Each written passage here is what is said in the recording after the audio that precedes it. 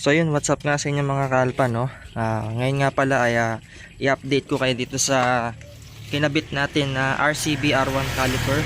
Ayan. So bali dito gumamit tayo ng TRC na brake caliper. So dito sa stock na disc ng pang PCX 160, bitin siya. Ayan, no? So kalahati lang yung kain niya sa pad.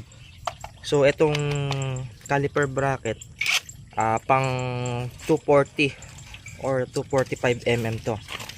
Kaya bumili tayo ng replacement. Ito, iwanan na lang natin yung pagbibilan natin sa pin comment at dyan sa description box. So lalabas din ito sa screen ninyo. So ito kasi naka E-series tayo nun, nagpalit tayo, pinartner natin dito sa R1 caliper dito sa front. Ayan. So ito bali 240 mm to. Tapos ito namang sa harap 267 mm. Ayan. So magpapalit sana ako 245 eh. Kaso baka magka-problema. Ito saktong-sakto na lang din to. Ngayon kakalagyan na natin to, medyo maraming kakalagyan. Tapos test tayo ng preno natin mamaya. Let's go.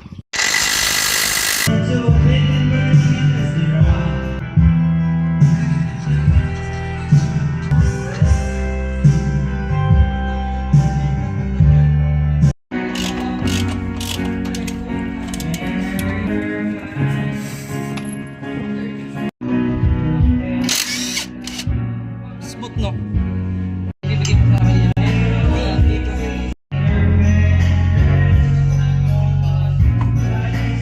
So dito nga pala, no, ito yung comparison nung 220 mm na stock rotor disc ng PCX 160 dito sa nabili nating aftermarket na 240 mm.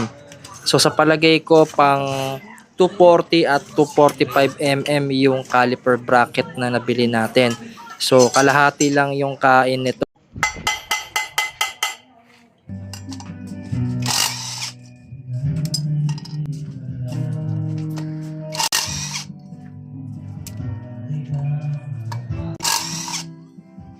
Smooth, no?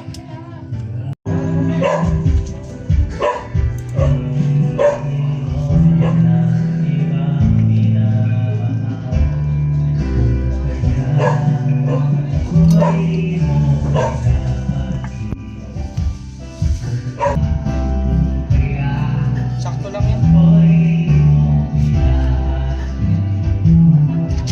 Manong-ano mo na kasi.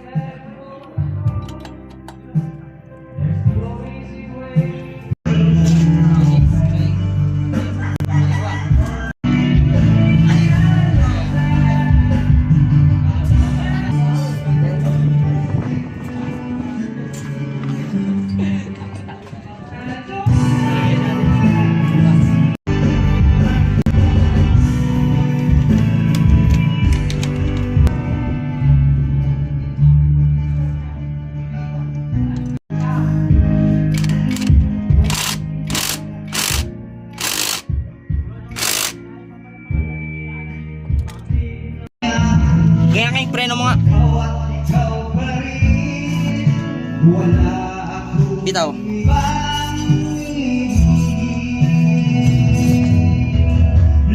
Ayan, so paano tayo? Check muna tayo kung makapit. Okay. So ko yung papakas-kas king, ha. No.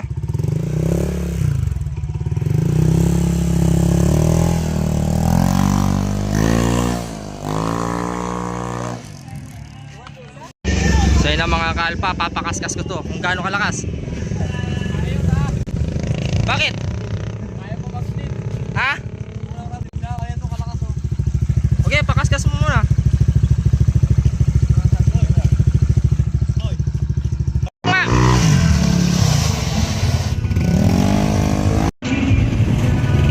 Okay, pakaskas mo. Di pa kumakapit, no? Okay, bleed mo muna. Oo.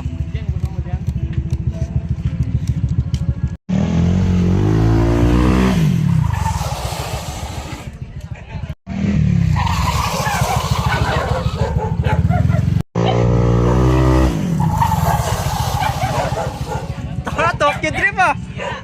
Ha? Ha? Kumakapit na yung preno eh. Haba oh. Ano, okay na? Malakas. So bale, ito na pala yung update natin, no. So 1 week ago, so 'di ba nakabit na natin yung rotor. Ayan. So dito sa diskarte dito, kapag ka magdi-disc brake kayo sa Click 160, ito yung mga bibili ninyo. So swing arm pang PSX 160 or yung CNC na TRC na pang Click 160. So naka-ready made na yan. Tapos RCB or G-Ren na pang disc brake sa likod. Ngayon, dati kasi naka E-series tayo na caliper dito sa likod. So fit yung 220mm dito. Pero ang problema natin nung nagpalit tayo ng R55, kailangan natin bumili ng TRC na caliper bracket. So ang problema lang sa TRC caliper bracket, nagport tayo banda doon. So banda dito, ayan, may video tayo dyan kung paano natin siya ginawa. Tapos yung 220 hindi siya kapit na kapit, maliit siya. So ito palang caliper bracket na to ay pang 245. Pero nung bumili kasi ako 240. Kaya kung mapapansin niyo yung kapit niya, yan lang oh. Tapos dito sa side, ayan, pakita natin yung sa side, bitin pa pala siya oh. Pero malakas na rin yung kapit niya. So hindi lang tawag dito, hindi siya fit. So bitin pa pala, no? Dapat yung ginawa ng TRC dito, naglagay sila ng description kung ilang mm yung pwede dito. 245mm pala. Pero dito, pag bibili kayo, hindi na kayo bibili ng mga doble-doble, hindi na kayo mapapamahal kasi sinabi ko na, no? Tapos dito sa spokes, pakita natin. Ayan, hindi siya sumasayad dito sa R55 caliper. And pakita natin, iikot ko tong ano, ayan, hindi siya sumasayad oh. So siguro mga 2mm lang yung clearance, ayan oh. Pakita natin. So di ma-focus. Dahil lang. Hindi natin ma-focus eh. Pero 2mm lang yung ano niya, ayan oh, yung pagitan. So bale ito yung close up. Ayan oh, malayo yan. Yung iba kasi nagtatabas pa sila dun sa caliper, pero yung iba naglalagay ng spacer. Dito nga naglagay pa nga ako ng ano eh, ng washer sa ano natin eh, sa caliper bracket, ayan oh. So kung mapapansin niyo meron pa yan.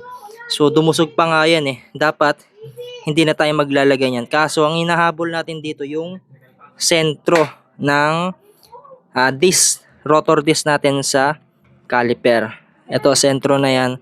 So yun lang yung mga ginawa natin. So ang problema ko na lang, bibili ulit ako ng rotor disc. So kailangan yung bilhin dito yung 245mm, yung pang PZTech. So kung gusto nyo ng ganitong setup, kung gusto ninyong gayahin, iwanan natin yung mga pinagbibili natin dyan sa Shopee, sa description box, sa pin comment, at lalabas din yan sa screen ninyo. So i-click nyo na lang yan mga kalpa. So bale, ayan, videoan ko lang para alam nyo yung setup, no? Para i-screenshot nyo na lang kung gusto nyo gayahin, 'di ba? at least meron kayong idea. Gamit ko ditong brake master is RCB S1FL na 14mm yung piston. So hindi na ako nag 17mm kasi medyo malakas na siya. Dito nga malakas na eh. So bale, ayan no, konti lang yung kapit niya. Sayang itong rotor disc natin. So napadoble-doble tayo ng gastos. Pero okay lang yan. At least nabibigyan ko kayo ng ideya. So pagka yung mags na gamit ninyo is hindi siya compatible dito sa caliper. So mag-adjust na lang kayo sa washer. Maglagay na lang kayo dito sa disc. Wag na dito. Pagka sumaside yung caliper nyo dun sa spokes, yun lang yung magiging advice ko para itong spokes dudusok siya dito. So yun yung ginagawa ng iba. So share ko lang yung mga pinagbabawal na technique. So yun lang mga kalpa, sana nag-enjoy kayo at nakakuha kayo ng idea. So thanks for watching and goodbye.